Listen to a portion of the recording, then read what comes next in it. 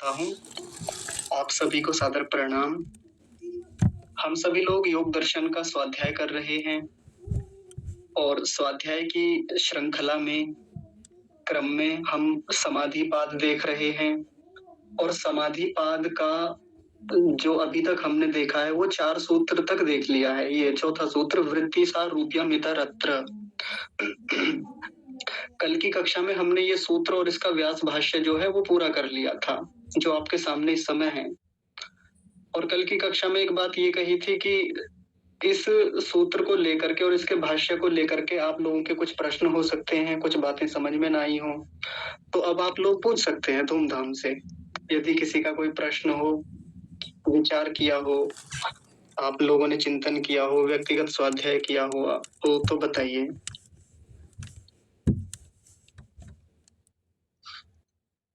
धर्मवीर आर्य जी, आपका हाथ खड़ा हुआ है, आप कुछ पूछना चाहते हैं?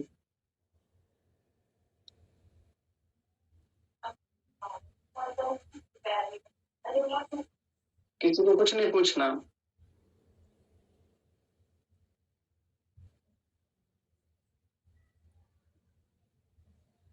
अच्छा, मेरी आवाज तो आ रही है? आवाज तो जा रही है मेरी? जी भैया। हाँ हाँ, ठीक है ठीक है। तो मतलब किसी का कोई प्रश्न है ही नहीं? बहुत बढ़िया, चलिए ठीक है। तो फिर अब मैं पूछ लेता हूँ आप लोगों से, क्योंकि प्रश्न तो पूछना पड़ेगा। या तो आप पूछें या फिर मैं पूछूंगा। यदि आप नमस्ते बेटे, थोड़ी सी आवाज तेज कर सकते हो क्या? आवाज तो माता जी ठीक ही बोल रहा हूँ, आप अपने फोन की आवाज बढ़ाइए। मैं पूरा, मेरा हमेशा की तरह वैसा ही प्रयास है जैसा मैं बोलता हूँ जी। तो यदि आप लोगों का कोई प्रश्न नहीं बना अभी तक पिछले पाठों में से या इस चौथे सूत्र में से, तो फिर इसका तात्पर्य यह है कि आपको सारी बातें समझ में आ गई हैं। तो फिर मैं पूछ लेता हूँ आप लोगों से नाम ले लेकर के। आप कोई कक्षा छोड़ के मत जाइएगा। अगर कोई कक्षा छोड़ के जाएगा तो इसका सीधा सा तात्पर्य ये निकाला जाएगा कि परीक्षा से आप लोग डर गए थे जब आपसे प्रश्न पूछा गया था। चलिए, तो फिर कुछ बातचीत कर लेते हैं। बहुत सामान्य से प्रश्न मैं आप लोगों से पूछने वाला हूँ। नाम लूंगा और जिसका नाम लूंगा तो आप बोलिएगा फिर। बहुत सामान्य सा प्रश्न एकदम। ये जो चौथा सूत्र है, इस चौथे सूत्र का अर्थ बताइए। कौन बताएंगे इस चौथे सूत्र का अर्थ?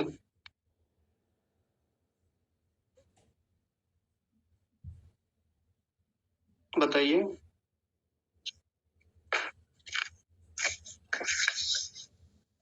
पहले तो म्यूट कीजिए, किसी का अनम्यूट है जल्दी से देखिए। अपनी वीडियो बंद कीजिए जिन लोगों ने अपने वीडियो खोले हुए हैं।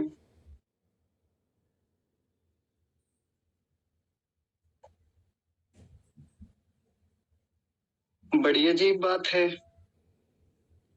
वैसे तो आप लोग ये कहते हैं जी बहुत अच्छा लग रहा है, बहुत अच्छा पढ़ाते हैं आप, बहुत मजा आता है, इतनी सरलता से हमने कहीं नहीं पढ़ा आज तक। और जब अब बताने की बात आई है तो फिर इसका मतलब तो अब सीधी सी बात है कि आप लोगों ने ध्यान नहीं दिया है। आचार्य नमस्ते। नमस्ते माता जी। हम बताएं आचार्य जी? जी माता जी, आप वीडियो बंद कर लीजिए और ऐसे ही बता दीजिए। अच्छा, ये था जी। व्युत्थान चित्ते तुष्यति तथापि भवन्ति न तथा कथम तर्हि। व्युत्थान चित्ते तुष्यति। व्युत्थान मतलब क्षिप्त, क्षिप्त और विक्षिप्त, और एक और क्या, जब इस स्थिति में चित्त होता है तो वैसा होते हुए भी नहीं दिखाई देता। जैसे स्विमिंग पूल का पानी नीला होते हुए भी नीला नहीं होता। जी हाँ, तो वो क्या नहीं होता ऐसा? वैसा होते हुए भी क्या है वो, क्या चीज क्या है वो? चित्त, चित्त की स्थिति, आत्मा। चित्त की स्थिति, आत्मा। को एक बात बताइए, चित्त अलग होता है, आत्मा अलग होता है? हाँ, तो मन की स्थिति। मन वैसा होता है? नहीं, मन की तो बात यहाँ है नहीं।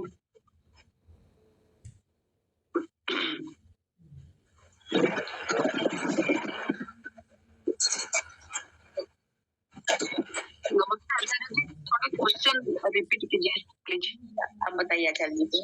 हाँ, मेरा तो बस इतना सा प्रश्न था कि इस चौथे सूत्र का आप अर्थ बता दीजिए, कोई भी जिसको अच्छा लगे। चलिए, एक हाथ खड़ा हुआ था श्री। मैं प्रयास कर सकती हूँ आचार्य जी। जी माता जी, आप कीजिए।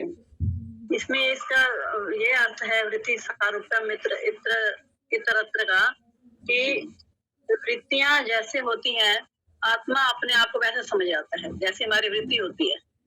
जी, आत्मा अपने आप को वैसे समझने लग जाता है, और निरुद्ध अवस्था और एकाग्र अवस्था में जो है, दोनों में भिन्न भिन्न होता है, अलग अलग होता है। दोनों में भिन्न भिन्न होता है, मतलब होता है निरुद्ध अवस्था में कैसे। शशिकांता माता जी, मैं आपसे एक निवेदन करता हूँ, छोटा सा निवेदन, बहुत विनम्रता से। जब आपका नाम लेंगे ना, तब आप बोलिएगा। ऐसे फिर जो बोल रहा है उस व्यक्ति की आवाज समझ में नहीं आती। जब आपका नाम लेंगे आप बोलिएगा अच्छे से। हाँ जी, संतोष माता जी बोल रहे थे। जी जी, जब व्युत्थान अवस्था होती है, जी, अर्थात व्युत्थान अवस्था का मतलब ये है कि जो दिनचर्या में, इसका अर्थ यही हुआ ना। हाँ जी, ठीक है। दिनचर्या में जो है, जो आत्मा होता है, जिस तरह की हमारी वृत्तियां होती हैं, अपने आप को वैसे ही समझता है आत्मा। हाँ हाँ, बिल्कुल, बहुत बढ़िया, एकदम ठीक है। लेकिन ये इतरत्र का मतलब क्या है? ये जो सूत्र में जो इतरत्र शब्द है, इतरत्र का मतलब अन्य, दूसरी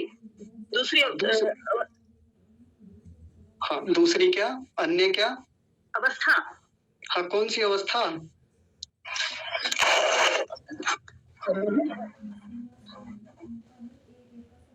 जी,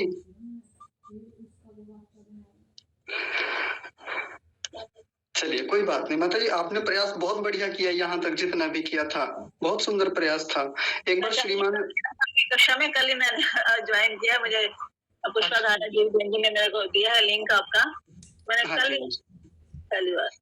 जी जी, ठीक है, लेकिन आपका प्रयास बहुत सुंदर है। चलिए, श्रीमान राजवीर जी ने हाथ खड़ा किया हुआ था, सबसे पहले आप बताइए।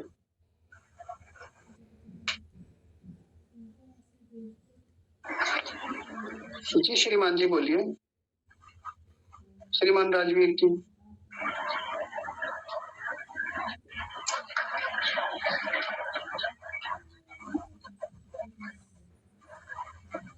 नहीं बोलेंगे, चलिए मीरा आप बताइए बिटिया।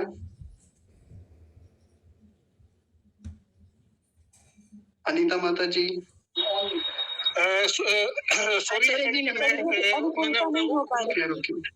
आचार्य जी आचार्य जी श्रीमान जी, पहले आप बोलिए। हाँ सॉरी आचार्य जी, मैं बोल तो रहा था लेकिन मैंने उसको ऑन नहीं किया था, ये गलती की। तो ठीक है। अच्छा, तो कोई बात। तो वृत्ति सारूप्य इतरत्र का जो है कि इतरत्र में ये बोल रहे हैं कि जो एकाग्र और निरुद्ध की जो अवस्थाएं हैं समाधि की, उससे जो भी भिन्न अवस्थाएं हैं, उसमें हमारी आत्मा की स्थिति वैसे ही होती है जैसी वृत्तियों की स्थिति होती है, वृत्तियों की एक रूपता जैसा लगता है। क्या बात है, बहुत सुंदर। यानी एकाग्र और निरुद्ध अवस्था से जो भिन्न अवस्था होती है उसी को व्युत्थान अवस्था कहा जाता है, या उसी को इतरत्र शब्द कहा है यहाँ पे। बहुत सुंदर। हाँ जी, ये होता है, देखिए एकाग्रता से पढ़ने का परिणाम। अनीता माता जी कुछ कह रहे हैं, बताइए। हाँ आचार्य जी, मैं भी बता रही थी कि जो इन अवस्थाओं से दूसरी अवस्था होती है ना, तो मैंने अच्छे से पढ़ा। दूसरी अवस्था वृत्तियों के समान होती है, जैसे जैसे हमारी वृत्तियां होती है वैसे वैसे हम निर्णय लेते हैं। जी, तो हाँ, निर्णय लेते जाते हैं। किसी ने आपके साथ अच्छा किया तो आपको भी अच्छा लगेगा, और किसी ने अगर बुरा किया तो बुरा लगेगा। किसी ने आपको धोखा दिया तो भी आपको कष्ट होगा। तो ये सही बोल रही हूँ आचार्य जी? हाँ जी, ठीक है, बिल्कुल। आपका मन दुखी होगा, जैसी हमारी वृत्ति होती है वैसे ही हम करते हैं, वैसे ही हम काम करते हैं। जी, सही बोल रही हूँ आचार्य जी? हाँ जी। कल मैंने जितना समझा कल इतना। जी, ठीक है। चलिए धन्यवाद लोगों से और पूछ लेते हैं। हाँ जी, देखिए इसमें व्यास भाष्य में ये पहली पंक्ति आ रही है, व्युत्थाने याह चित्तवृत्तयः तद अविशिष्ट वृत्ति पुरुषः। इसका कोई तात्पर्य बताएंगे इस पहली पंक्ति का क्या मतलब है, यदि आप लोगों ने विचार किया हो तो?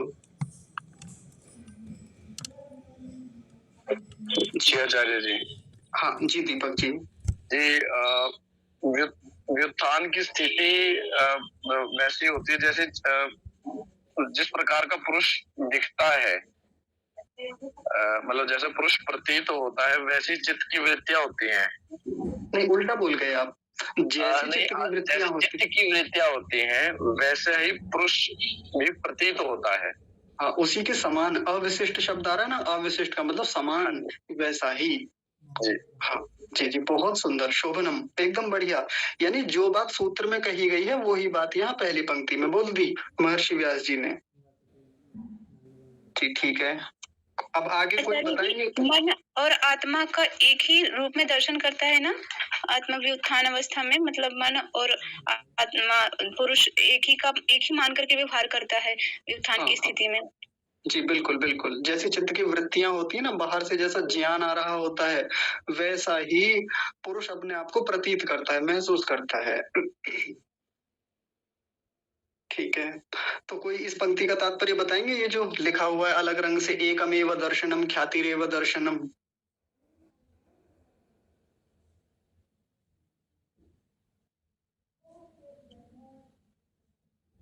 अच्छा नरेश जाधव जी आप बताइए।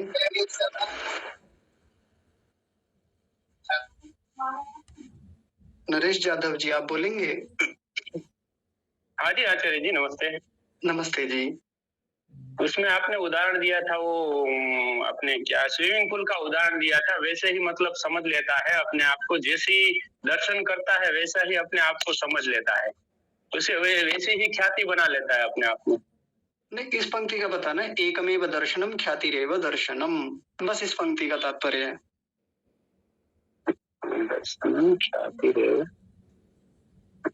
वो नहीं आ रहा है मुझे में।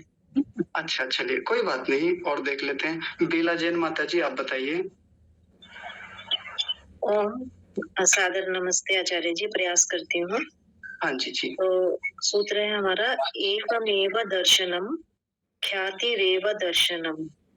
एकमेव दर्शनम एक ही दर्शन है, और ख्यातिरेव दर्शनम अर्थात ज्ञान या जो वृत्तियां आ रही हैं, अर्थात इसको हम इस तरीके से समझ सकते हैं कि जो वृत्तियां आ रही होती हैं तो आत्मा जो है वो जो डाटा इंफॉर्मेशन ले रहा है इंद्रियों से, जैसे मन से ले रहा है आत्मा, तो उस डाटा को, जो डाटा उसको मिल रहा है ना, उसी डाटा को वो समझता है कि मैं आत्मा वैसा ही हूँ, मैं वही हूँ।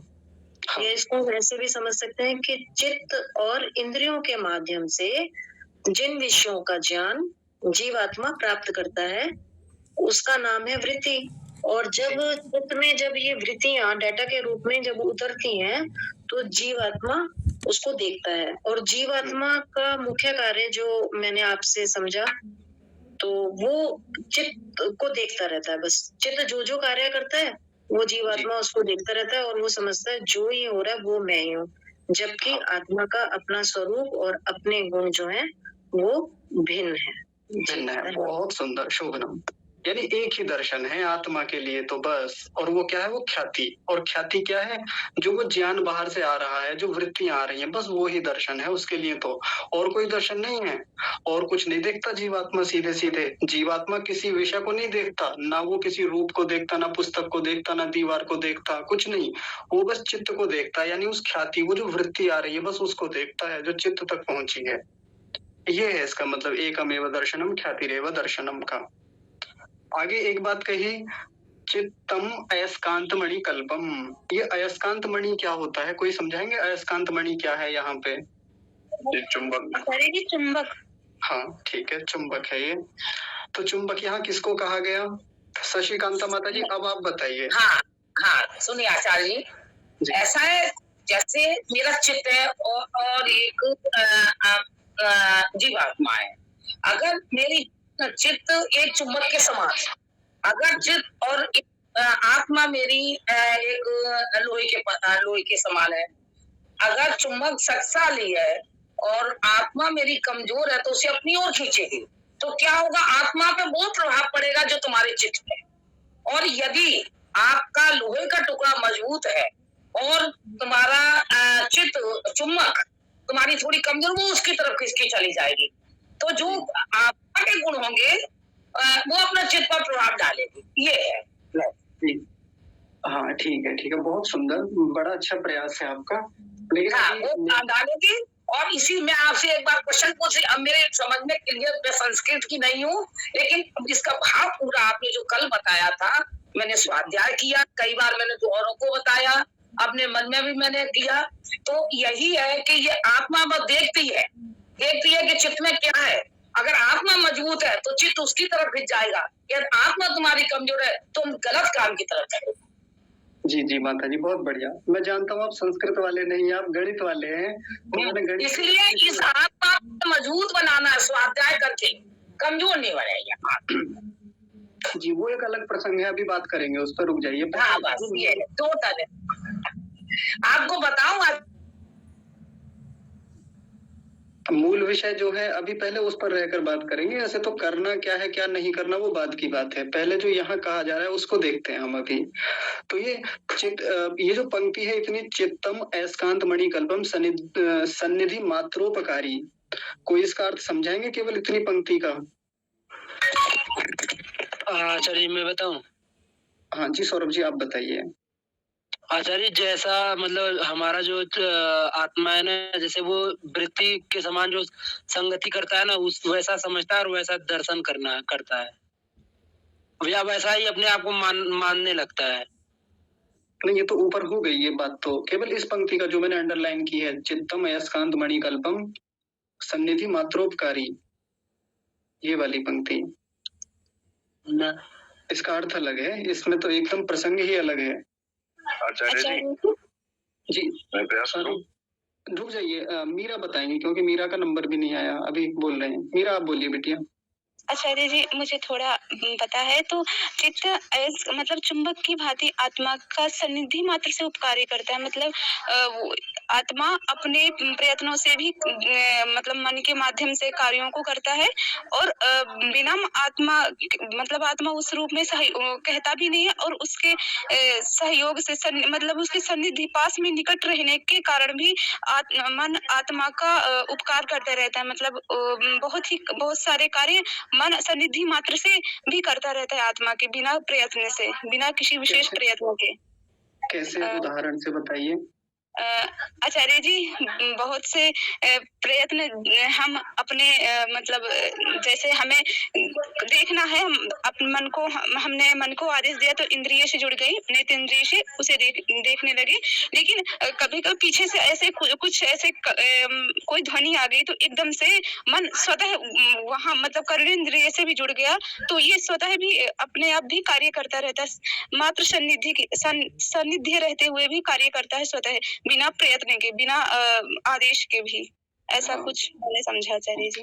बहुत सुंदर, बहुत सुंदर, एकदम बढ़िया से आपने बताया। कोई और इस बात को आगे बढ़ाएंगे? जी दीपक जी, आप कह रहे थे इसको आगे बताने के लिए। आचार्य जी मैं यही बता रहा था कि जो चित्त है वो चुंबक के जैसा है जी, और वो सन्निधि मात्र, यानी कि किसी भी स्थिति जो है उसके समीप जो होगी जी, उसी का वो एक किस्म से उपकार मानता है और उसको अपने अंदर धारण कर लेता है, और इसी से फिर पुरानी, जिससे पहले जो बात कही कि फिर वैसे ही वो खुद को समझने लग जाता है। जैसे हम शांति से बैठे हैं लेकिन कोई व्यवधान आ गया और उससे हम क्रोधित हो गए, तो उसे लगता है कि मेरा तो क्रोधित स्वरूप है जी। इस तरह से ये आया। थोड़ा सा आपने अलग बताया, उपकार मानने लगता है, ऐसी बात नहीं है इसमें, और वैसा हो जाता है वैसा भी नहीं है, कुछ और मामला है। ये चुंबक की तरह कैसे काम करता है और कैसे उपकार करता है, किसका उपकार करता है, ये प्रकरण है यहाँ पे। कोई और इस बात को खोलेंगे?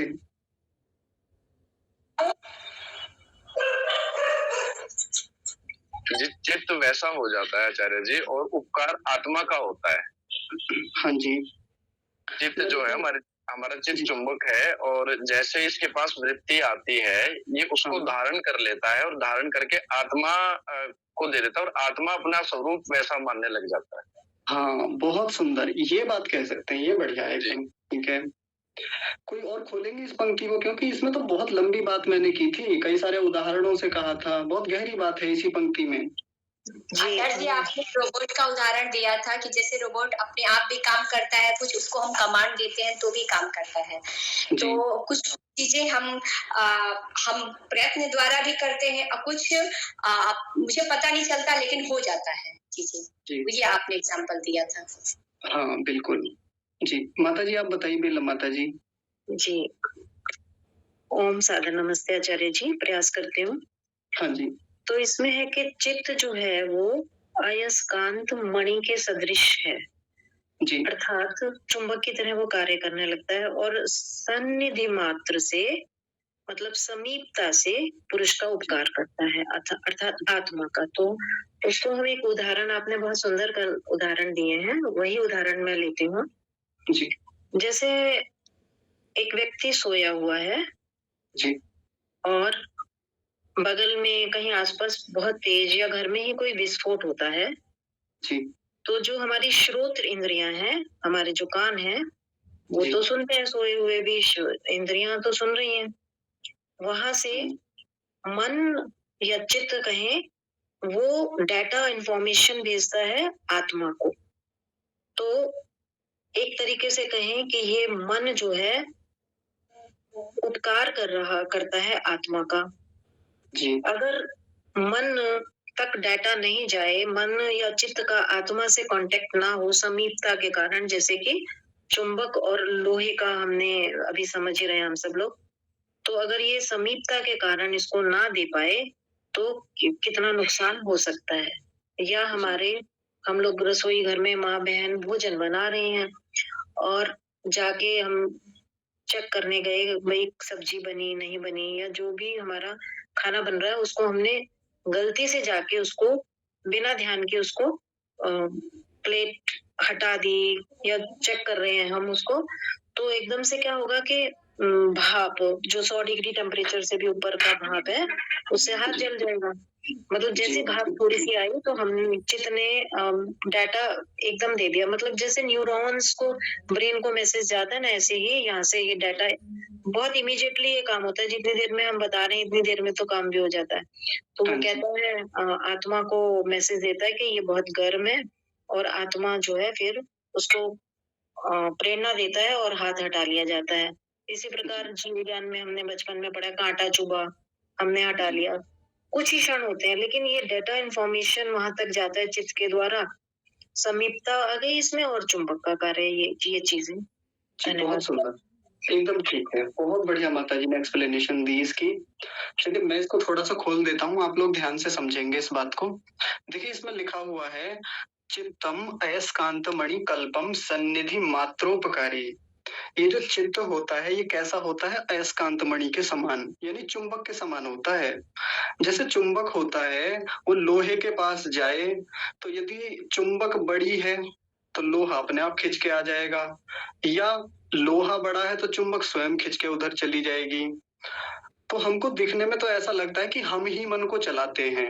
हमने आज तक पढ़ा भी ये है, हमने सुना भी ये है, व्याख्यानों में इधर उधर से खूब जो व्याख्यान होते रहते हैं, मन पर चर्चाएं होती है, यही तो सुना है ना हमने कि मन तो एक जड़ वस्तु है, मन आत्मा का उपकार कैसे कर देगा, मन कैसे चलाएगा आत्मा को, मन थोड़ी चलाता है, आत्मा मन को चलाता है, यही तो सुना ना हम लोगों ने आज तक। लेकिन नहीं, दोनों तरीके से काम होता है। आत्मा यदि मन को चलाना चाहे, कहीं भी लगाना चाहे, किसी भी विषय पर कहीं भी किसी वृत्ति को उठाना चाहे, आत्मा उठवा लेता है उससे, आत्मा करवा लेता है वो सब काम, आत्मा स्वयं भी उपकार ले लेता है उससे। लेकिन ये चित्त जो है सन्निधि मात्र से, क्योंकि समीपता है चित्त की आत्मा के साथ, अपने आप भी उपकार करता रहता है, हम ना चाहे तब भी करेगा। इसका डिजाइन ही ऐसा है। यानी डिजाइन ही ऐसा है परमात्मा की ओर से। जब से परमात्मा ने हमको मन बचपन में हमको दिया, यानी गर्भ में हमको दिया, ये तो शुरू में दे दिया था खैर, जब सृष्टि के आरंभ में ही।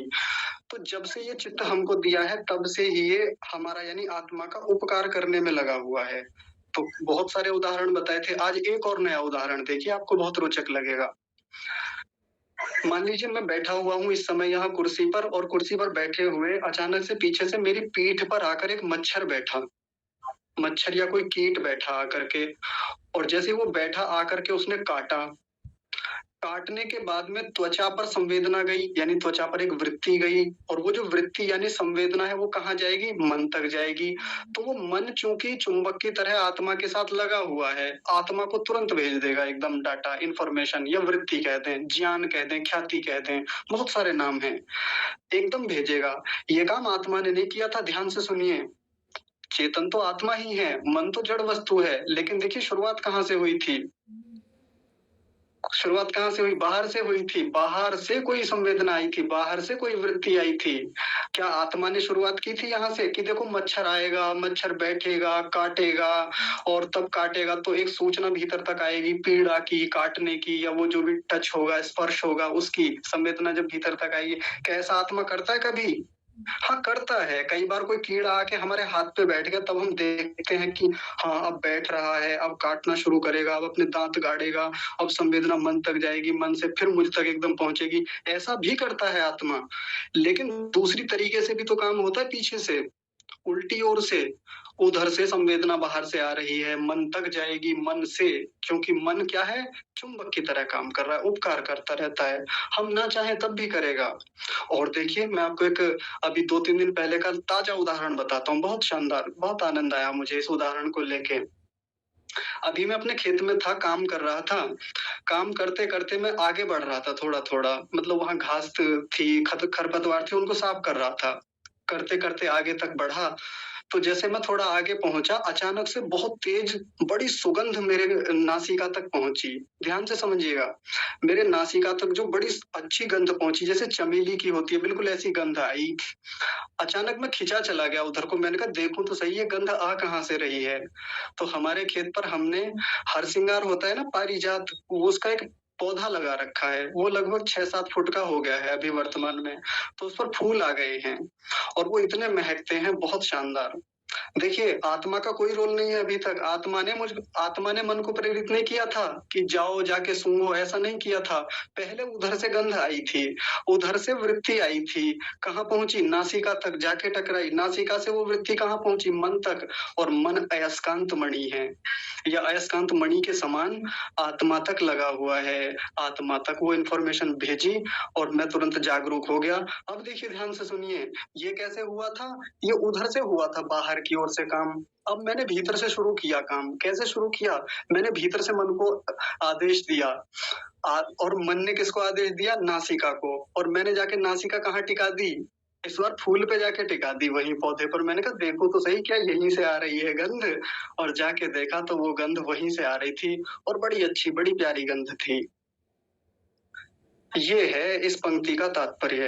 चित्तम अयस्कांत मणिकल्पम सन्निधि मात्रोपकारी। बहुत उपकार करता है हमारा मन, बहुत जीवन भर लगा रहता है उपकार करने में, हमेशा हमारा भला ही करता रहता है, किसी ना किसी रूप में जुड़ा रहता है हमारे साथ। हमारा सबसे अच्छा साथी है हमारा मन। भीतर से आत्मा भी काम कराता है मन से, जहां लगाना चाहे, जिस इंद्रिय पर, चाहे चक्षु पे लगा लेगा, कभी किसी चीज को चखना हो तो उस पे चखवा लेता है, तो इस पर जिह्वा पर जाकर टिक जाता है हमारा मन। कहीं किसी चीज को स्पर्श करना हो तो स्पर्श इंद्रिय पर जाकर हमारा मन टिक जाता है। ये काम भीतर से खूब आत्मा करवाता है, और ये हम बात जल्दी स्वीकार कर लेते हैं कि हाँ आत्मा कर सकता है, क्योंकि आत्मा चेतन है, मन जड़ है, मन इसका साधन है, तो साधन को जहां लगाना चाहे वहां लग जाएगा। लेकिन जीवन में पहली बार हमको योग दर्शन में महर्षि व्यास जी ने बताया कि मामला केवल इतना ही नहीं है, मामला और भी है कुछ। और वो क्या है कि बाहर से भी मन जड़ होते हुए भी बाहर के विषयों को लाता रहता है, हमेशा हमको ज्ञान कराता रहता है। एक और उदाहरण देखिए, जो मतलब हमारी कक्षा में विदेश में लोग रहते हैं, एयरपोर्ट आना जाना लगा रहता है उन लोगों का। एयरपोर्ट हो या रेस्टोरेंट हो, तो उनमें आपने देखा होगा कि वहाँ स्वचालित दरवाजे होते हैं। स्वचालित मतलब सेंसर वाले। तो उनमें ऐसा प्रोग्रामिंग है कि यदि कोई व्यक्ति उनके सामने जाएगा तो वो क्या करेंगे, वहां कुछ नहीं करना, टच नहीं करना, हाथ से नहीं करना, व्यक्ति कोई प्रयास नहीं करता अपने भीतर से कि मैं खोलूंगा, हाथ आगे बढ़ाऊंगा, बस गेट के सामने तक गए और वो गेट क्या होता है, सेंसर लगे हुए हैं, उनको पता चल जाता है सेंसर को कि कोई मनुष्य आ रहा है। मनुष्य हो, कोई जानवर भी हो तब भी खोल देगा।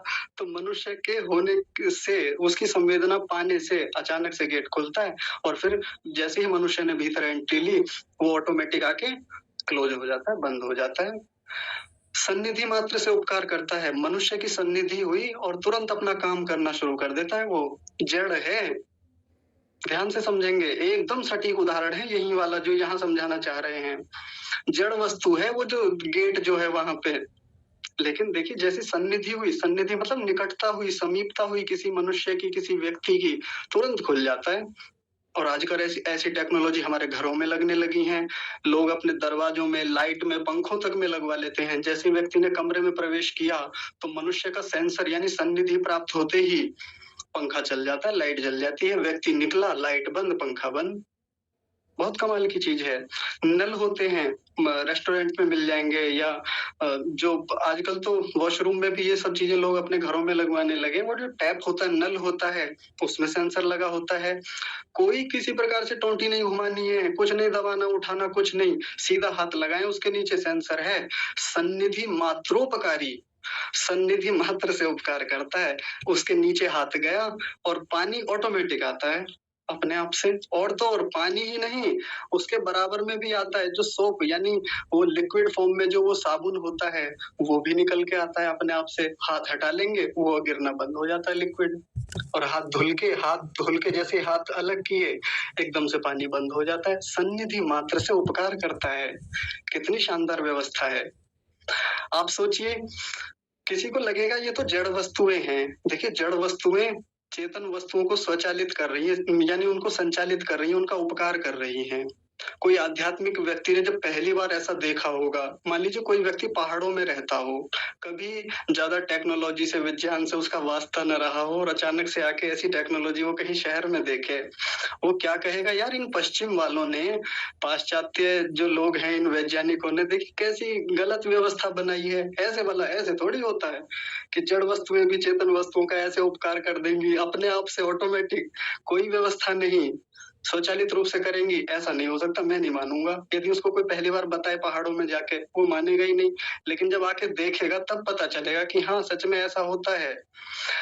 लेकिन वो जो तथाकथित आध्यात्मिक व्यक्ति है, जो आज तक पहाड़ों में ही रहा, कहीं दूर ही रहा टेक्नोलॉजी से, वो अपने मन में भी तो झांक के देखे एक बार कि आपका मन भी तो ऐसे ही काम कर रहा है। वही टेक्नोलॉजी भीतर है, पहले से परमात्मा ने लगा के दी है, वो सब सेंसर उसमें है। और सेंस ही तो बोलते हैं इंद्रियों को। इंद्रियों को क्या कहा जाता है, सेंस ही तो कहा जाता है। देखिए कितनी कमाल की व्यवस्था है। तो वैज्ञानिकों ने कोई अलग चीज नहीं की, वो प्रकृति विरोधी काम कर भी नहीं सकते। जैसा प्रकृति की व्यवस्थाएं हैं उन्हीं को लेकर के उन्होंने कितनी सुंदर व्यवस्था बना रखी है। स्वचालित दरवाजे, स्वचालित नल बना रखे हैं, स्वचालित व्यवस्थाएं चलती हैं जो सेंसर मात्र से काम करती हैं, जिसको सेंसर मात्र कहते हैं ना उनकी भाषा में। तो वहां यहाँ सन्निधि मात्र शब्द है बस शास्त्र में। इतनी गजब की चीजें हैं, इतना अद्भुत विज्ञान है हमारे इस मन के भीतर। अपने लोग, सनातनी लोग चिल्लाते रहते हैं कि देखो सनातन में बहुत विज्ञान है, सनातन में ये विज्ञान है। मतलब वहां कुछ ऐसा ढूंढेंगे कि कुछ टेक्नोलॉजी मिल जाए, कुछ लाइट पे कुछ रिएक्शन हो रही हो, या किसी प्रकार से कोई परमाणु का कोई विस्फोट हो रहा हो, परमाणु के भीतर कोई क्रियाएं हो रही हो, ये वेद में मिल जाए, कहीं ये किसी शास्त्र में मिल जाए तो बड़ी जल्दी कह देंगे देखो हमारे शास्त्रों में भी विज्ञान है, हमारे शास्त्रों में भी साइंस है। ये क्या है, ये जो बात चल रही है, ये चित्तम यस्कांत मणि कल्पम सन्निधि मात्रोपकारी, ये साइंस नहीं है क्या? ये विज्ञान नहीं है क्या? ये सनातन नहीं है क्या? तो हम जो इधर उधर की चीजों से अपने सनातन धर्म को ऊंचा दिखाने का प्रयास करते रहते हैं कि देखो हमारा सनातन इतना महान है कि इसमें विज्ञान बहुत ऊंचा हुआ करता था, टेक्नोलॉजी बहुत ऊंची थी। ये है ना टेक्नोलॉजी, इससे बढ़िया क्या मिलेगी? इसके आधार पर अपने सनातन को सत्य सिद्ध करें, लेकिन पढ़ते कहाँ हैं, विचार कहाँ करते हैं। और एक दिन की बात है, अभी कक्षा में जब एक किसी सज्जन ने प्रश्न किया था कि हमको विद्या कैसे प्राप्त होती है, याद करते हैं भूल जाते हैं। तो मैंने 4 स्टेप बताए थे ऋषि दयानंद के अनुसार, चिंतन, मनन, निधिध्यासन और साक्षात्कार। और मुझे आज थोड़ा-सा दुख हुआ सभी की ओर से कि आप लोगों ने श्रवण तो अच्छे से किया है, कक्षा में बहुत अच्छे से सुना है। कई लोगों ने बहुत अच्छा सुना है, चिंतन भी किया है, लेकिन ज्यादातर लोगों का चिंतन कम है, अभी मनन कम है। मंथन नहीं कर रहे हैं अभी। साक्षात्कार की बात तो बहुत आगे की है, मन को कैसे टटोलेंगे जाके, मन को कैसे देखेंगे भीतर से। तो आज जैसे ही कक्षा शुरू हुई थी, मैंने कहा था किसी को कोई प्रश्न पूछना है। जब प्रश्न नहीं पूछ रहे हैं तो इसका मतलब चीजें स्पष्ट है आपको सारी, और जब पूछा जा रहा है तो उतने अच्छे से आप एक्सप्लेन नहीं कर पा रहे हैं। और ये तो बस 3, 4, 5 लोग ही थे जो बार-बार बोल रहे थे, प्रश्नों के उत्तर दे रहे थे, और बाकी जो लगभग 80-85 लोग हैं कक्षा में, आप समझ रहे होंगे आगे क्या है। तो आप लोग चिंतन कीजिए, मनन कीजिए, अच्छे से विचार किया कीजिए, खूब प्रश्न बनेंगे। मैंने आज से आचार्य प्रश्न माता जी रुकिए बस थोड़ी देर। मैंने आज से केवल 2 साल पहले ही योग दर्शन पढ़ा है। जिनसे पढ़ा था उनका दिमाग खा लेता था मैं योग दर्शन पढ़ते समय। आपको तो इतने दिन लगे, 10-12 दिन, मैंने तो उनसे व्यक्तिगत समय लेता था कई घंटे का, तब जाके पढ़ते थे। और जितनी आपके सामने ये सब चीजें दिखती है ना डिजिटली, ये तो पढ़ते पढ़ते बना लिए थे उस समय नोट्स। तो आप लोग किस तरह से अपने नोट्स बनाते हैं, केवल नोट्स बनाना भी प्रयोजन नहीं है, अंतिम प्रयोजन नोट्स भी नहीं है। आप कितने अच्छे नोट्स बना लेते हैं, कितने अच्छे से डिजाइन कर लेते हैं उनको, वो भी मुख्य बात नहीं है। मुख्य बात ये है कि आपके जीवन का हिस्सा ये चीजें बन रही हैं या नहीं बन रही हैं, वो मन का, चित्त का हिस्सा बन रही है कि नहीं बन रही है, वो मुख्य है। अगर आपने मनन किया है घर पे तो प्रश्न बनेंगे, आप प्रश्न पूछेंगे जम करके, तो आप विचार किया कीजिए। तो चलिए 1-2 और पूछ लेते हैं आप लोगों से। इस पंक्ति का अर्थ बताइए, ये जो अंतिम पंक्ति है, कौन बताएंगे अंतिम पंक्ति का अर्थ? स्वम भवति पुरुषस्य स्वामिनः।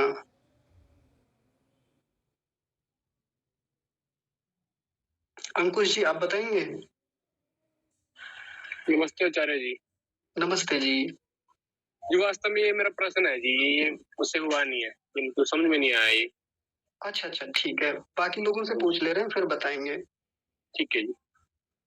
जी, कोई बताएंगे इस पंक्ति के बारे में, स्वयं भवति पुरुषस्य स्वामिनः?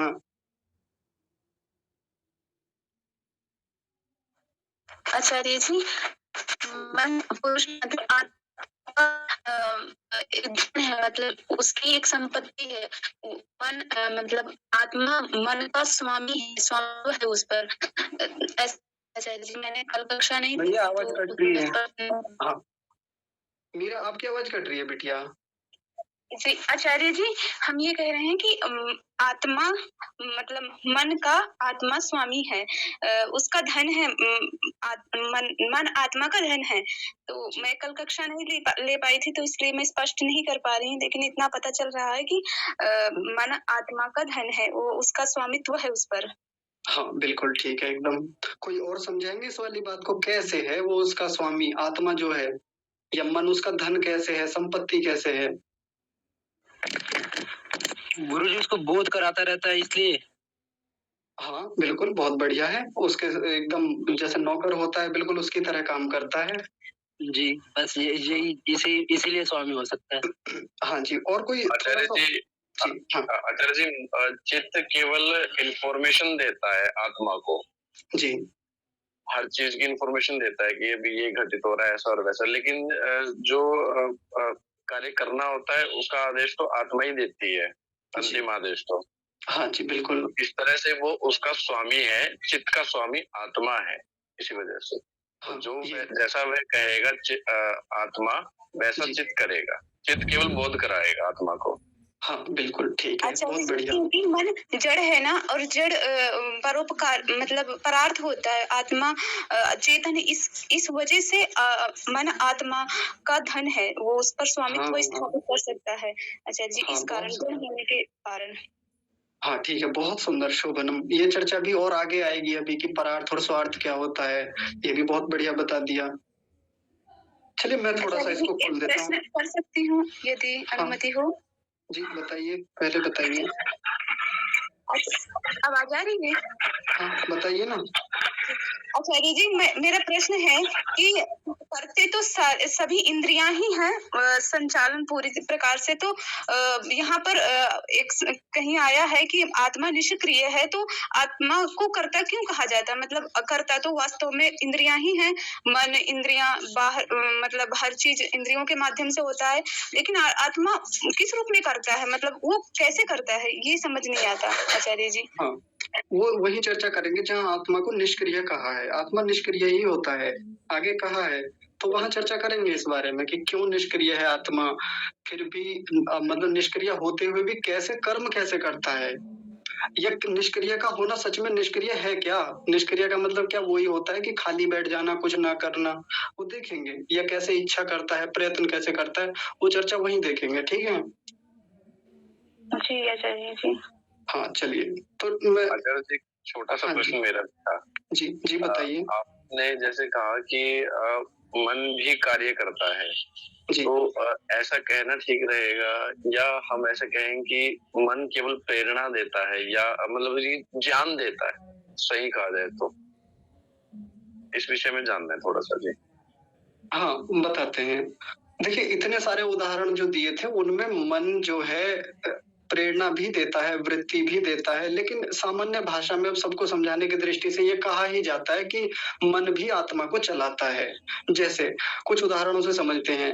कोई आप बताइए, कोई जो लोको पायलट होता है, ट्रेन चलाने वाला, वो ट्रेन को चलाता है, ट्रेन उस मनुष्य को चलाती है? उस चालक पायलट चलाता है ट्रेन को। हाँ, क्या ट्रेन नहीं चलाती उसको? वो व्यक्ति क्या उसके साथ साथ भागता है या उसी पे बैठ के उससे ही चलता है? जी, चलाता तो आत्मा ही, लेकिन वो उस पर सवार होके चलाता है। हाँ न, लेकिन ट्रेन भी तो उसको चला रही है ना। आदेश आचार्य जी देखो, इसमें सीधा सीधा तो यही दिखता है कि पायलट ने ट्रेन को आदेश दिया, ट्रेन चली, तो अब दोनों एक साथ हैं, दोनों अलग अलग नहीं है, दोनों साथ ही है। तो आत्मा वो मन जाएगा यानी ट्रेन जाएगी, तो आत्मा यानी पायलट भी जाएगा। हाँ बिल्कुल ऐसे है। हाँ, तो लेकिन एक गौण भाषा में, सामान्य भाषा में हम यही कहते हैं कि देखिए ये जो ट्रेन है ये ले जा रही है उस व्यक्ति को, ट्रेन भी चला रही है उस व्यक्ति को। और जो स्वचालित ट्रेन होती हैं, ऑटोमेटिक ट्रेन है, या आजकल तो गाड़ियां भी स्वचालित आने लगी, अपने आप से चलती हैं, ड्राइवरलेस गाड़ियां हैं, तो उसमें यदि कोई पीछे व्यक्ति बैठ जाए, ड्राइवर कोई बैठा नहीं है, तो उस स्थिति में भी तो यही कहा जाएगा ना कि देखिए गाड़ी व्यक्ति को ले जा रही है, ऐसे ही तो कहेंगे, क्योंकि ड्राइवर है ही नहीं। हाँ भले उसमें प्रोग्रामिंग किसी व्यक्ति ने ही की हुई है, वो सारा जो उसमें सिस्टम है, एल्गोरिदम है, सब कुछ वो मनुष्य ने ही किया है, लेकिन एक दृष्टि से देखें तो गाड़ी भी तो आदमी को ले जा रही है, कई सवारियां ढो रही है वो, और ड्राइवर है ही नहीं उसमें। तो वैसे ही मन भी है, मन काम करता है, बहुत कुछ काम करता है, बहुत सारी इंफॉर्मेशन देता है, प्रेरणा देता है, आत्मा को वृत्तियां देता है, बहुत काम कर रहा है। लेकिन एक सामान्य भाषा में, गौण भाषा में हम ये कह देते हैं कि देखो मन भी आत्मा को चलाता है, हालांकि जड़ है वो, लेकिन जब व्यवस्था ही ऐसी है, जड़ होते हुए भी आत्मा को बहुत कुछ वो प्रेरित करता रहता है, बहुत सारी इंफॉर्मेशन देता है। यह सामान्य भाषा में, मैं फिर वही बात दोहरा रहा हूँ, आत्मा को चलाने का काम करता है। तो आचार्य जी ये केवल कहने मात्र के लिए, समझाने की दृष्टि से, लेकिन बात वही है कि मतलब अब चलाएगा आत्मा ही, हम यही समझे ना, हाँ ताकि भ्रांति ना हो। हाँ जी, हाँ जी बिल्कुल जी, धन्यवाद। हाँ, तो देखिए इसमें जो ये बात है, स्वम भवति पुरुषस्य स्वामिनः, ये जो मन होता है ये स्व होता है। स्व स्व कहते हैं धन को, संपत्ति को, जो कुछ माल है, गुड्स है, किसी व्यक्ति के पास कोई संपत्ति है, कोई धन है, तो उसका कोई ना कोई स्वामी होगा, वो व्यक्ति जिस पर उसका हक है, मालिकाना हक कहा जाता है, जिसको स्वामित्व है।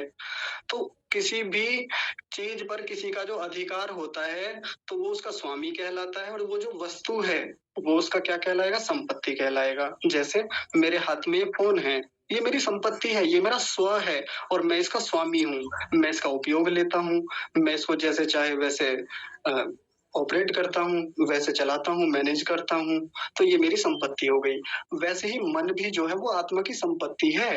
ये बात क्यों लिखनी पड़ी देखिए ऋषि को? ये इसलिए लिखनी पड़ी क्योंकि ऊपर तो ये बताया कि चित्त अयस्कांत मणि की तरह आत्मा का उपकार करता है, आत्मा को चलाता है। लेकिन कोई ये ना समझे कि आत्मा को चलाने का मतलब ये है कि वो फिर आत्मा को ही चलाएगा, आत्मा पर अधिकार करेगा, आत्मा को अपने ढंग से मैनेज करेगा, ये नहीं है। तुरंत अगली लाइन में यही बात बताई है जो अभी दीपक जी कह रहे थे कि ये जो यहाँ आत्मा ही स्वामी रहेगा, वो ही चलाएगा मुख्य रूप से। तो आत्मा यहाँ पर सजग रहे, वो मन को चलाए, ऐसा ये निर्देश करना चाह रहे हैं यहाँ पे। मतलब ऊपर वाली पंक्ति से वो ये तात्पर्य न ले ले कि मन तो चेतन की तरह काम कर रहा है। जैसे बहुत लोग कहते हैं जी हमारा मन तो हमारे वश में ही नहीं रहता, जैसे ऐसा लगता है जैसे मन ही हमको चला रहा है। चलाता है मन हमको, बिल्कुल ठीक बात है। मन बहुत कुछ हमारे लिए करता रहता है, हमको अपने हिसाब से वो भी मैनेज करता है, उपकार करता रहता है। लेकिन मुख्य रूप से तो आत्मा ही स्वामी है और मन क्या है? स्व है, संपत्ति है हमारी, हमारा साधन है। एक अंतिम बात और रह गई इसमें और फिर ये विषय आज यहाँ पूरा हो जाएगा। कोई इस अंतिम पंक्ति का तात्पर्य बताएंगे? क्या मतलब क्या है इस बात का? जी कोई बताइए स्वेच्छा से। जी नीति रामानी माता जी आप बताएंगे? हाँ जी। जीवात्मा का चित्त के साथ संबंध अनादि होता है, बहुत पुराना है। हाँ जी, ऐसा बताते हैं। हाँ अनादि का मतलब क्या है यहाँ पे? हाँ, अनादि का मीन्स वो वैसे जीवात्मा जितना अनादि नहीं होता, लेकिन वो फिर बदलता रहता है सृष्टि के आदि में। जैसे एक संबंध पहले से आता है, दो जात के अनादि तत्व होते हैं, आपने बताया था। वो दूसरा नाम मुझे पता नहीं, जो बदलता रहता है, लेकिन कहलाता है अनादि, कहलाता है प्रवाह से अनादि होता है। तो उसी तरह वो जीवात्मा का चित्त के साथ संबंध अनादि बहुत पुराना हो, ऐसा बताना चाह रहे हैं। ऐसा मैं समझी हूँ। जी आपके पास आचार्य राजीव शास्त्री जी का योग दर्शन है क्या? हाँ जी, हाँ जी है। हाँ बिल्कुल, उसमें यही भाषा लिखी हुई है। हाँ जी। अब मुझे नहीं पता आपने देख के बोला उसमें से बिना देखे नहीं वो नहीं देखा है मैंने। आपने जो उसी टाइम बताया था ना, ऐसे दो प्रवाह होते हैं। और हाँ हाँ बिल्कुल बिल्कुल जी। हाँ याद भी रहता है, हम जो पढ़ते हैं याद भी रहता है। बिल्कुल ठीक है। वो नोट में मैंने लिख लिया था इसी तरह। हाँ जी ऐसा अनादि पदार्थ दो प्रकार के होते हैं। जी हाँ ठीक है। तो इस बात को कैसे स्पष्ट करेंगे कि अनादि पदार्थ या प्रवाह से अनादि कैसे हैं? ये दोनों का जो संबंध है कोई बताएंगे? आचार्य प्रवाह से अनादि वो हो जाएंगे जो इस सृष्टि में हमें जब चित्त मिला जी, वो इसी सृष्टि में चित्त समाप्त हो जाएगा, लेकिन इस पूरी सृष्टि में चित्त वो हमारे साथ रहेगा। इसलिए वो प्रवाह से अनादि इस प्रकार से है। नहीं बात स्पष्ट नहीं हुई अभी। फिर से थोड़ा प्रयास कीजिए। इसमें क्योंकि इसमें बात हो रही है चित्त की वृत्तियों की। जी, जो चित्त की वृत्तियों से जो हमें ज्ञान जो हमें होता है, वो जो ज्ञान है वो ज्ञान प्रवाह से अनादि हो जाता है, यानी वो इस पूरी सृष्टि में रहेगा हमारे साथ में। जी कुछ इस प्रकार की बात है। हाँ ठीक है, अभी देखेंगे, एक दो लोगों से और पूछ लेते हैं। और कोई बताएंगे इस बारे में, थोड़ा सा और एक्सप्लेन करेंगे अंतिम पंक्ति को? हाँ जी आचार्य जी, मैं बता जी माता जी आप बताइए। ऐसा आचार्य जी, दो प्रकार के अनादि पदार्थ होते हैं। एक तो तीन ईश्वर जीव प्रकृति, और जब जीवात्मा जब आत्मा मर के दूसरा शरीर लेती है तो जो चित्त फिर वो हमको प्राप्त होता है, क्योंकि वो हमारे साथ जाता है। तो ये भी अनादि है। अब तो इसको कैसे अनादि समझेंगे? बात पकड़ में नहीं आ रही अभी, मुझे नहीं आई। वो अनादि है कि जैसे जैसे हम जन्म लेंगे एक शरीर छोड़ के दूसरे, वैसे वैसे हमको ये चित्त मिलता चला जाएगा, ये छूटेगा नहीं हमारे। इसलिए कहते हैं कर्मों का फल मिलता है साथ साथ, सूक्ष्म शरीर जाता है उसके साथ। जी जी चलिए ठीक है, अभी और बात कर लेते हैं लोगों से। चित्त भी आता है आचार्य जी, और उसका जो ध्यान हमने जो वृत्तियां जो हमने इकट्ठा करी है पहले, वो भी हमारे साथ रहती है। जी हाँ ठीक है। अच्छा अनिता माता जी आप बताइए। आचार्य जी जैसे कि ईश्वर अनादि है, आत्मा भी अनादि है, वो कभी मरता नहीं है। तो वो हमारा हम शरीर अलग अलग लेते रहते हैं, लेकिन जो शुभ गुण जो है वो हमारे आत्मा के साथ जुड़ता है, और अगला जन्म जब होगा तो उसके साथ ही हमको उसी के हिसाब से मिलता है। नहीं, इसमें जो इनका अनादि संबंध बता रहे हैं ये इसका चित्त का और पुरुष का जो अनादि संबंध है, चित्त कह लीजिए चित्त वृत्ति कह लीजिए, एक ही बात है यहाँ पे। तो दोनों का जो अनादि संबंध है वो कैसे है, ये स्वस्वामी होने में इसको हेतु बताया, यानी हेतु यानी ये कारण है, यानी इन दोनों का जो अनादि संबंध वो हमेशा से रहा है, वो कभी ऐसा नहीं नष्ट नहीं होता है। लेकिन ऐसा तो नहीं होता, अगर ऐसा हो जाए तो फिर ये भी चित्त भी अनादि पदार्थ हो जाएगा, जबकि चित्त अनादि पदार्थ होता ही नहीं है। अगर इनका संबंध जी हाँ मीरा आप बताइए।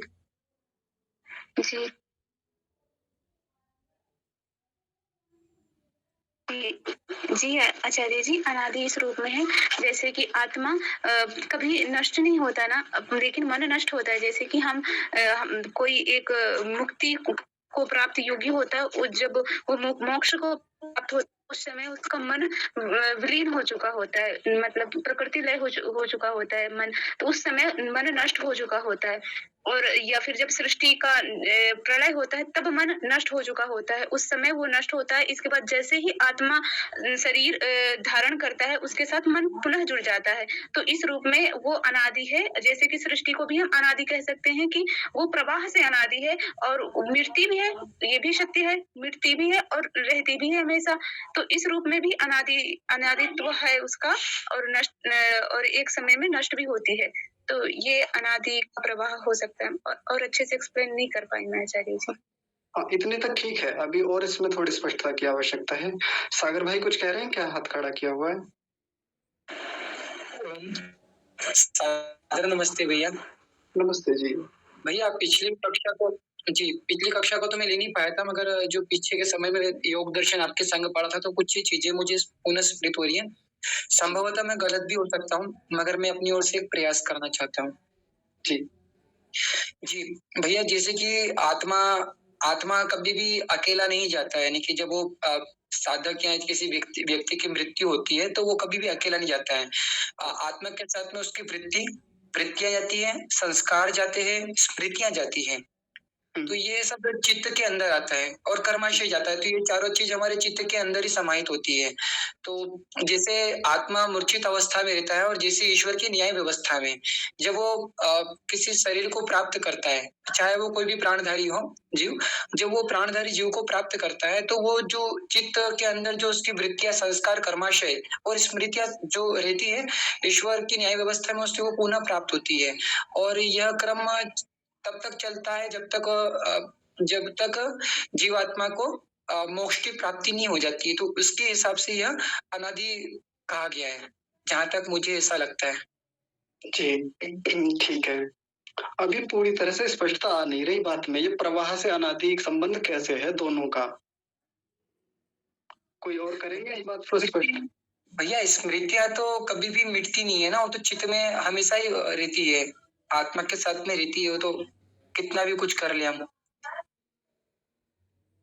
नहीं, यहाँ केवल चित्त और आत्मा के संबंध की बात है। इन दोनों का जो आपसी संबंध है ना, जुड़ाव है, जब से जुड़े हैं, वो प्रवाह से अनादि कैसे है, यहाँ कारण बताया जा रहा है इस बात को।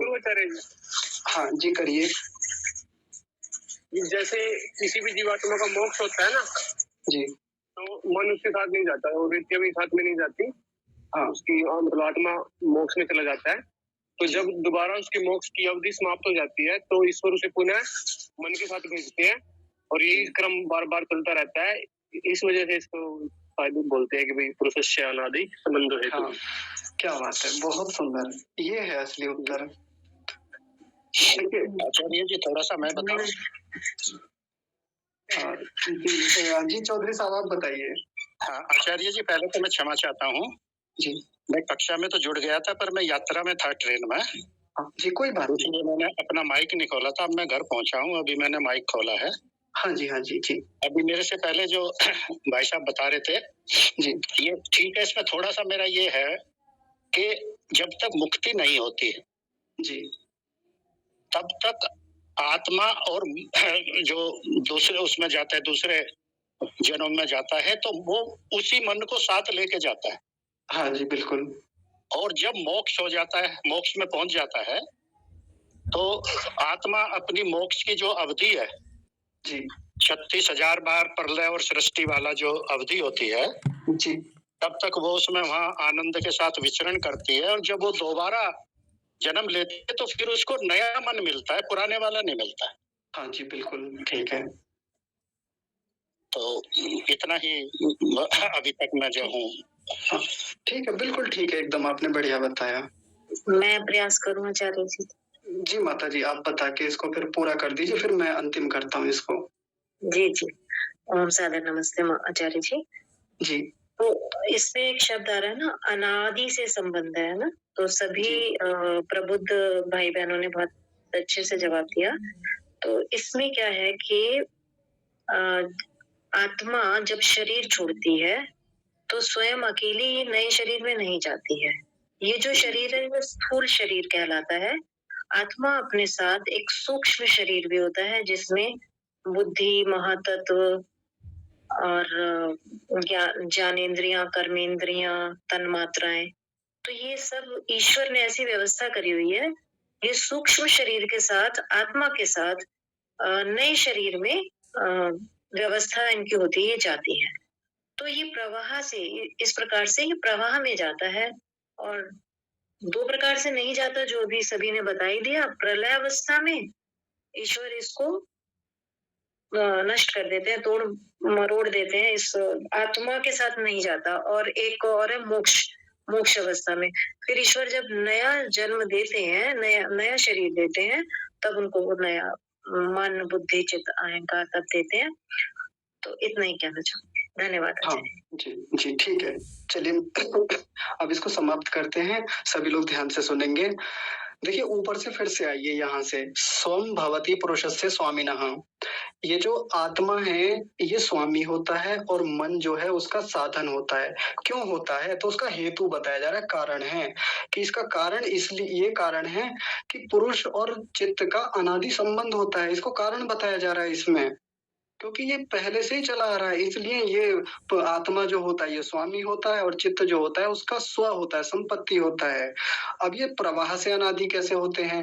हालांकि यहाँ प्रवाह शब्द नहीं लिखा हुआ है, लेकिन इनका वास्तव में प्रवाह से अनादि ही संबंध होता है। तो उसको समझेंगे। देखिए कैसे, बहुत सरल भाषा में। ये तो हम जानते हैं कि आत्मा चेतन है, मन जड़ वस्तु है, और दोनों हमेशा साथ नहीं रहते, कभी ना कभी तो छूटते हैं। कब छूटते हैं? जब मुक्ति हो जाती है। और मुक्ति से होकर के जब आत्मा फिर से किसी शरीर में आता है तो नया मन मिलता है, फिर मुक्ति में जाता है, फिर मन छूट जाता है, नया जन्म मिलता है, फिर नया मन मिलता है, फिर छूट जाता है, फिर मन मिलता है। तो ये जो छूटना मिलना, आपस में फिर से संबंध होना, दोनों की सन्निधि होना आपस में, ये प्रवाह चलता रहता है। इसको कहा यहाँ पे प्रवाह। और ये जो संबंध है प्रवाह से, ये अनादिकाल से चला आ रहा है। ये ऐसा नहीं है कि बस किसी बार, ये ऐसा नहीं कि एक दो बार हुआ या कुछ जन्मों तक हुआ। ये तो अनादिकाल से चला आ रहा है, जिसकी कोई शुरुआत ही नहीं है। जितनी बार सृष्टियां आज तक बनी है, असंख्य बार बनी है, जिसको हम काउंट भी नहीं कर सकते। जैसे मान लीजिए ये वाली सृष्टि बनी, इसमें मुझको परमात्मा ने एक मन दिया लगा करके, सन्निधि बना दी उसकी। अब मैं उसी से काम कर रहा हूँ अपना, उसी से मेरा उपकार हो रहा है। मेरा शरीर छूट गया, मृत्यु हो गई, किसी और शरीर में गया, वही मन साथ जाएगा। फिर अगले शरीरों में जा रहा हूँ, फिर मेरी मुक्ति हो गई अपने प्रयासों से, समाधि आदि के माध्यम से मैंने अपनी मुक्ति कर ली। मुक्ति होने के बाद ये मन छूट गया, फिर मिलेगा नया मन। तो ये जो फिर से नया मन मिलना है, ये प्रवाह होता है। इसी को प्रवाह कहा यहाँ पे। और ये जो प्रवाह होना है, बार बार मन का मिलना छूटना, ये अनादिकाल से चला आ रहा है। ये है अनादि। इसलिए ये दोनों आपस में स्वस्वामी होते हैं। आत्मा हमेशा स्वामी रहा है मन का, और मन उसका साधन रहा है। ये यहाँ समझाना चाह रहे हैं। आप और विचार कीजिएगा इस बात पे, और किसी को ना समझ में आए तो फिर से बातचीत करेंगे इस पे, और फिर हम कल की कक्षा में 5वां सूत्र देखेंगे और बड़ा रोचक यहाँ से समझ में आने वाला है। और अपने व्यावहारिक जीवन की बहुत सारी बातें यहाँ से शुरू होंगी कि हमारे भीतर ये वृत्तियां कैसे काम करती हैं, क्लेश कैसे काम करते हैं, उनसे बनता क्या क्या है। भैया एक प्रश्न है। हाँ जी,